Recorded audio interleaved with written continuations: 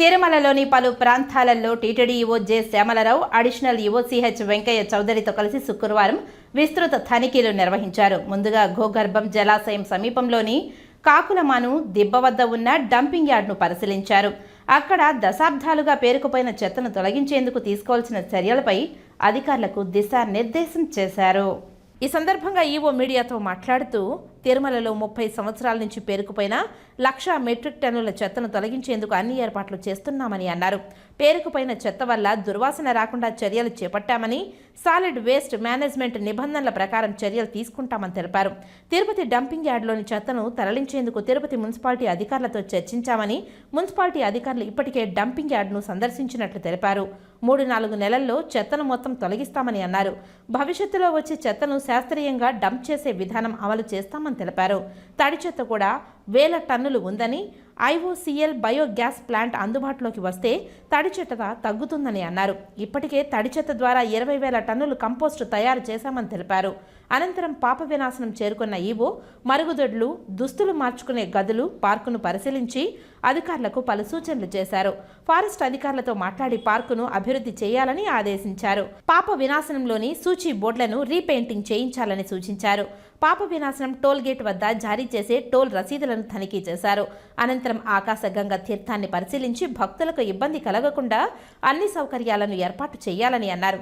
ఆకాశగంగ మెట్ల మార్గంలో భక్తుల రాకపోకలకు అంతరాయం కలగకుండా దుకాణాలు, ఆక్రమణలను తొలగించాలని ఆదేశించారు. ఈ తనిఖీలలో TTD CEO Satyanarayana, EE Sudhakar, transport GM Sesha Reddy, DYCF Srinivas, deputy O Ashajyothi, VGO Surendra, ఇతర అధికారులు పాల్గొన్నారు.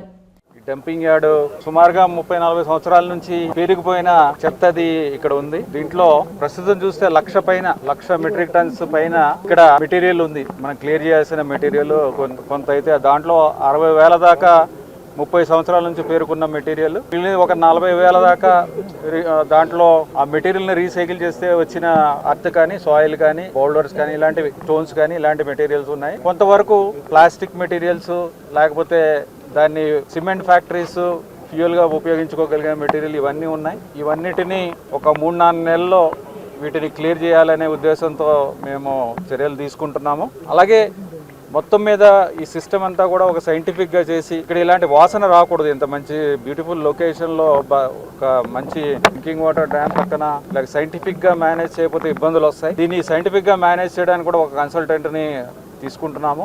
అలాగే వెట్ వేస్ట్ కూడా ఉంది. వెట్ వేస్ట్ కూడా చాలా ఎక్కువ ఉంది. ఇప్పుడు దాకా మనం చూసింది డ్రై వేస్టే.